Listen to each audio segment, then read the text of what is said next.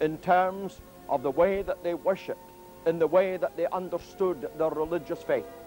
And one can almost hear an echo of those great words which characterized Martin Luther, the great reformer. His words, you remember, before the might of the Roman Empire and the Roman Church, when he stood there before them in the city of Worms and declared, "My conscience is captive to the word of God.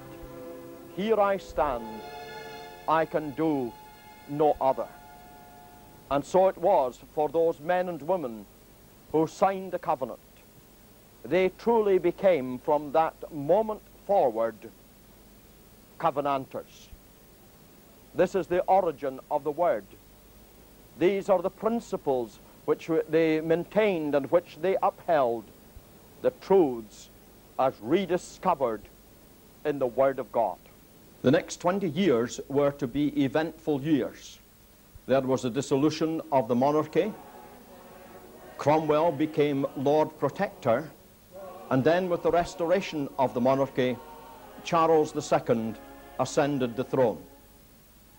However, before Charles II could be crowned King of Scotland, he had to accept the terms of the covenants. And this he did at Garmouth in the north of Scotland.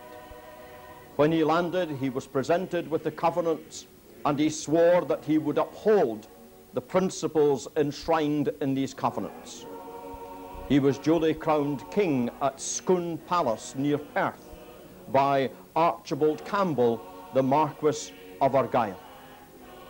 But within a very short time, Charles had declared that he was going to rule untrammeled by covenants or any such like, and he turned his back on the Covenanters.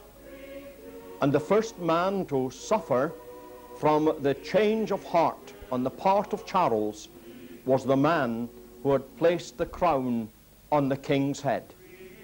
The Marquis of Argyll was the first martyr to die for the covenanting cause.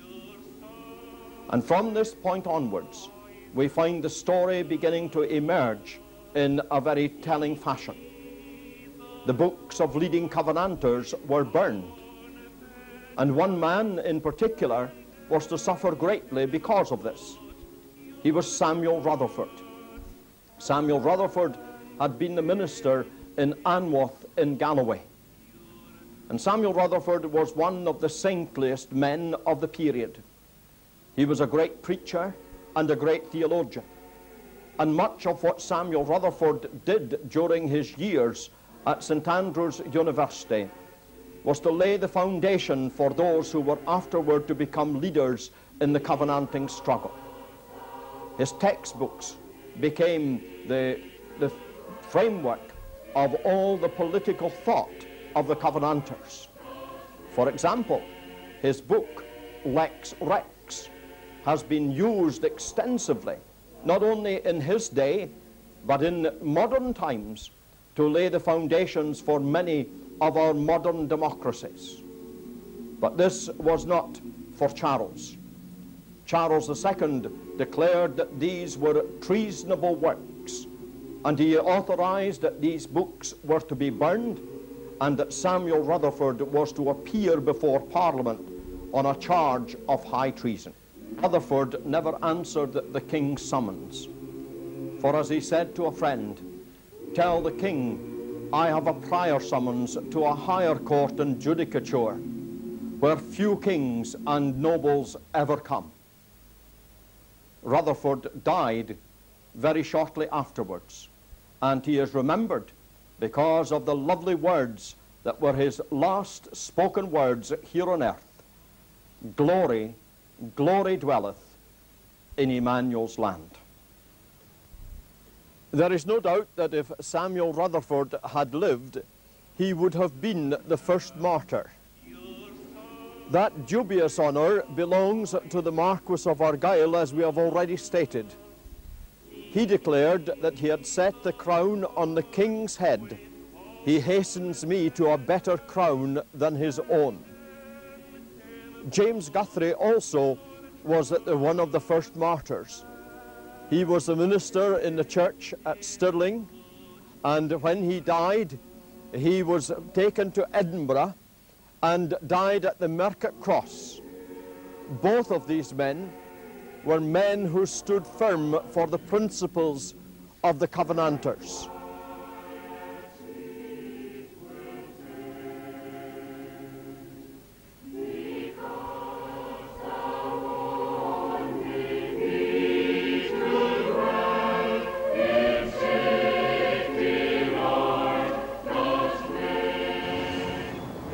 These early martyrdoms of the Marquis of Argyll and James Guthrie were but an omen of what the Covenanters were to suffer during the next 27 years.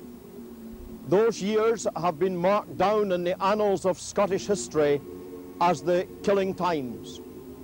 And here in Greyfriars, this monument reminds us of these facts. It tells us to halt and to take heed what we see, for this tomb doth show for what some men did die. Those men and women of the Covenanters were treated as ordinary criminals. Again, as the stone reminds us, their dust lies mixed with murderers and other crew, whom justice justly did to death pursue.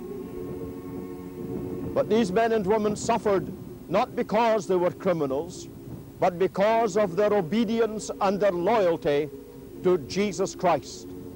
And how beautifully this monument reminds us of these facts, that it says that only they were found constant and steadfast, zealous, witnessing for the prerogatives of Christ their King. This final panel on the monument gives a frightening picture. Look at these words. From May 27, 1661 to February 1688 were one way or other murdered and destroyed for the same cause about 18,000.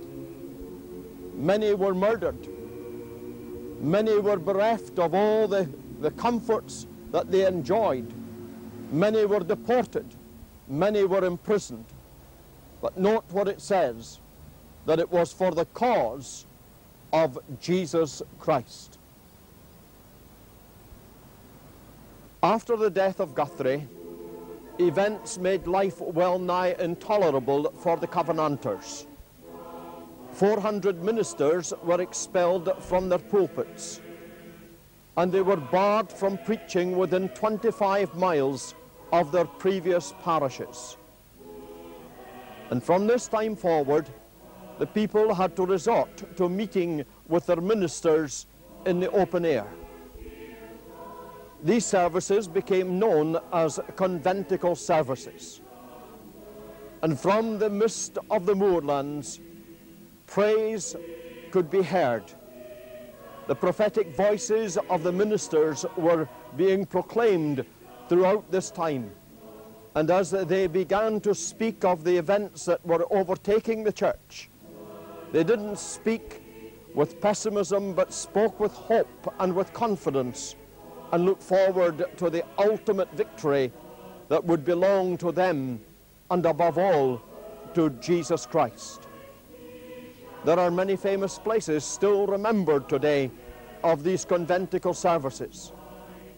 The location of these services was chosen with great care, both for the protection of the ministers and also for the people.